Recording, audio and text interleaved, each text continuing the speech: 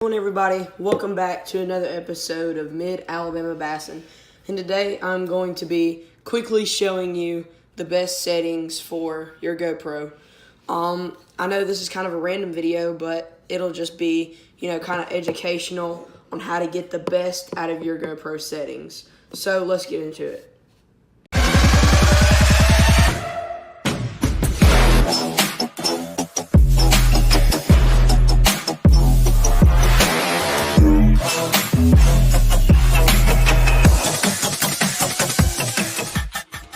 Alright, so I'm going to turn my GoPro on here. So, first thing we're going to do is swipe over. And I'm going to just go through all of my settings, and then I'll go to my GoPro camera, and I'll show you what it actually looks like. So, first thing that we're going to be looking at is this shutter. Now, I have this set on auto because it kind of just automatically sets the shutter to, where you are. Evo Comp, I have that set to 0. Kind of changes the brightness and everything, but you don't want it to be too bright, and 0 for me is just perfect. ISO min is what we have next. So for this, again, I have it set on 100. If you go down, it kind of brightens and darkens and stuff, but I have it set on 100 because I think that that's best. Let's get out of here real quick. Whoops, did that again. ISO max. Now for this, I have it set on 800. Now, again, you can pick what you want, but if you go down too low, it'll get too dark, too high, too bright. 800, again, just perfect for me. It's right in that middle. And, again, I'll show you guys in a minute. Oh, my gosh, I keep doing that. White balance, WB, right here. Now for this. A lot of people would suggest going all the way down to native, but for me, it's a little bit too yellow, as you can kind of see. So I want it to be just correct, again, on auto. Auto is perfect. It just sets it for you again. It sets the white balance to where you're at. So if the sun is out, if you're at 300K, it'll be pretty bright. So it'll automatically set it up for you on the white balance. Sharpness. Now, I have mine on high. A lot of people like to set it low. They don't see why the sharpness is there.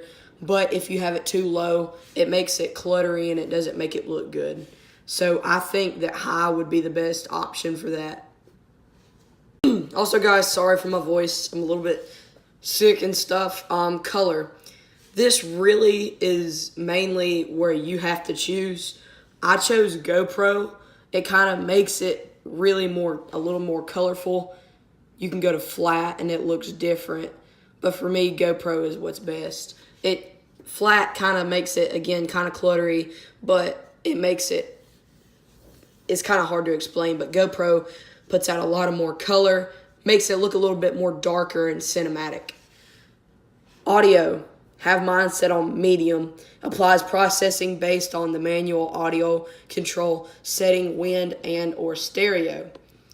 Now low, I really don't know, the differences between these. I've experimented with them, but they don't really sound different. But for me, I just set it on medium. Of course, you can scroll over. Video stabilization stabilizes your video for smoother footage. We'll just go ahead and turn that on. My GoPro just turned off. Okay. So we're going to turn it back on here.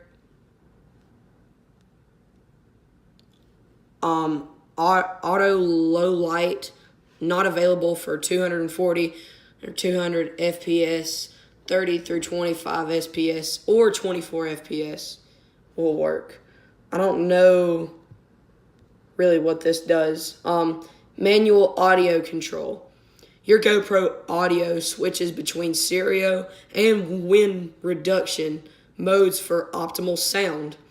Turn on to lock your GoPro either stereo or wind reduction mode. So I'll turn this on and I want wind only, I do believe. So now I'm going to go ahead and switch to the GoPro and I'm going to show you what it looks like. So with all of those settings, this is what the GoPro looks like and sounds like. I know the audio on the GoPro isn't the best, so I would suggest you do get yourself some sort of mic. But GoPro came out with this block that you have to adapt with your mic, and it's $50 if you want to get it off Amazon. I don't have a mic yet, and I will probably get one soon. It wasn't the best idea by GoPro to go ahead and get a block like that, but you know, that was their decision. I still love GoPro either way. I do suggest you get one, but if you don't want to spend the extra $50 for a block, I would suggest you get like the GoPro Hero 4. The 4 by far is like really the most, I think is the best one, but I got the newer model because I just wanted to experiment with it, and it does a little bit better than the GoPro 4, but again, if you don't want to spend the extra $50, go get a Hero 4.